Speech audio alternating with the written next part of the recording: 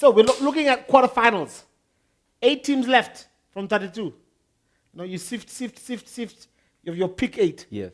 You have Brazil facing Belgium. Yes. You have Uruguay facing France. Yes. You have Sweden facing England. And you have Russia facing Croatia. Croatia, yeah. Let's begin with Russia, Croatia. What would you give it to? Okay, I want Croatia to win. We didn't ask what you want, are you? Come on. Yeah, I told I'm you. getting to the answer. Yeah. Take it easy. Yeah. I want Croatia to win, but I think Russia might just get there. I think if there's one game I won't be able to call easily among this quarterfinals, maybe that one. I think Croatia is the better team. And if they play compact and as organized as they've been playing, they will take it. Yeah. However, there are times Croatia doesn't seem passionate. They just play. Yeah. They just play, but they don't have that drive.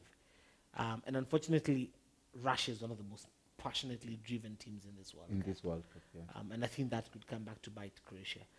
So I think I would give it to Croatia, but that game might have a big surprise for us. And then you also remember that in our first show, I predicted Russia will get to the semi-final. So I have to see through. Your prediction? Yes. Okay. England, Sweden. Hoo-ha. Sweden. When this World Cup was still, I think, in the second round of group stages, I remember I said the path has been laid out for England. And I still stick by it. It just seems like a miraculous path. It's like God has split the oceans for the children of England to walk across the Red Sea. Even the English are seeing it. They're saying this time it's coming back home. Okay. You've read all the memes with all the statistics that say, last time they won it, which team finished third, which team won the league, etc. That's a lot of superstition. But I think if they will ever have a chance to win the World Cup, anytime soon, this will be it for England. Okay. I give England versus Sweden. I give England. England? Yeah. Okay, good for you. And I give it as a 2-1. Oh, it will be a tight game, you say? 2-1. Okay. I won't give a score, but still I think Sweden might just 1-0. Yeah, kukasirisha the people and I don't see it. Fight it out. I don't see it. I don't see it. I think this is there for England. Next game, let's look at France, Uruguay. France, my African brothers. The only remaining African team. Yes. No, we have Belgium. Okay. You can't call it as African as France. Okay, but I think France will take it? The team is too good. I think this game will go to penalties. France are good, but Uruguay's defense is solid. I think you'll have 1-1, and he'll go to penalties. And at the penalties, France will win. But France will not outplay Uruguay. Their defense is solid, man. Yeah. Their defense is solid. France are not convincing enough for me yet. They're beginning to grow into their style of play. Yes, Pogba seems to be waking up. I think, was it his performance in his last game, number of passes. But again, he was against a midfield of Mascherano. Not much challenge there. Yeah, the thing is, you remember the league, Manu won with almost no team. Yeah. Like the most important thing is being able to grind out a result. Yeah. Whether you outplay. And France seem to be able to grind it out. Yes. But so have Uruguay, all through so far. Okay, you have a point. They've only conceded what? Is it 1 or 2 goals total now? That's some good statistics. If right now there are fears that Cavani and Suarez won't be fit. Because of injury? Yeah. If the two are fit, this game is 50-50. Okay. So you give it to Uruguay? I've given it to France, but this game is 50-50. Okay. But I give it to France as well. Brazil versus Belgium. I think that's the game of the quarterfinals, man. You know my answer. Give us yours. Man.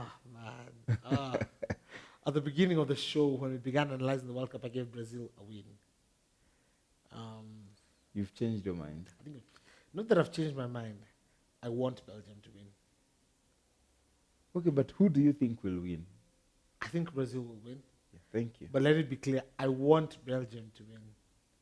Brazil. And I just think... Do you know if Belgium and France win, we have only the 4 teams left will be pure European.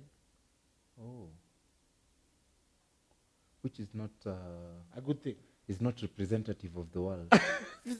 Already what's left is not representative. You only have 2 continents. No, we have Africa in there. Oh. We have France.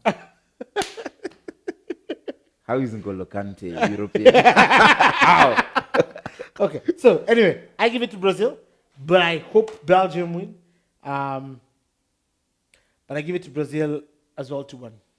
Okay. Yeah, It could get 2-0 maybe. yeah. Yeah. But it's, I think, something rather interesting about the knockout stages is just how you realize how the only thing that matters is getting to the finish line. Mm. I mean, no one cares how well you played. I mean, we'll say, yeah, it was a nice game. But people forget you real quick. Yeah, But true. forget who played in the round of 16. And whoever gets knocked out, I mean, their story is over. We forget them. And all that matters is who gets to that finish line and grabs the trophy. What do you think about that? I was actually just looking at a verse in the Bible, 1 Corinthians chapter 9, from verse 24 going down, and Yeah. it talks about running a race because the winner will just be one. So you might be many, you might be with your friends and so forth, but you strive and you work on yourself as a Christian to be able to finish the race on your own, because God will look at you and not at. So your dad may make it to heaven, your mom may make it, your friends may make it, but just because they have made it doesn't mean that you have an automatic. Yeah. So it's the same. Just because European teams are the ones who are getting it. Or just because you're putting, I mean, I don't know, it's interesting because, you see, even in Christianity, it's not effort that gets you there. I mean, it's about being right in your relationship with God, having Him as your Lord and Savior, and then through His power working out your salvation. And I think the one thing that's coming out clearly is it's not just purely about talent. I think teams with some of the most talented people in the world have dropped out. dropped out. Not just about effort. Japan was a team that put, I mean, no one ever questioned their 100%, effort, yeah. 100%, but they've dropped out. You seem to have to get all things right in order to make it through to the end.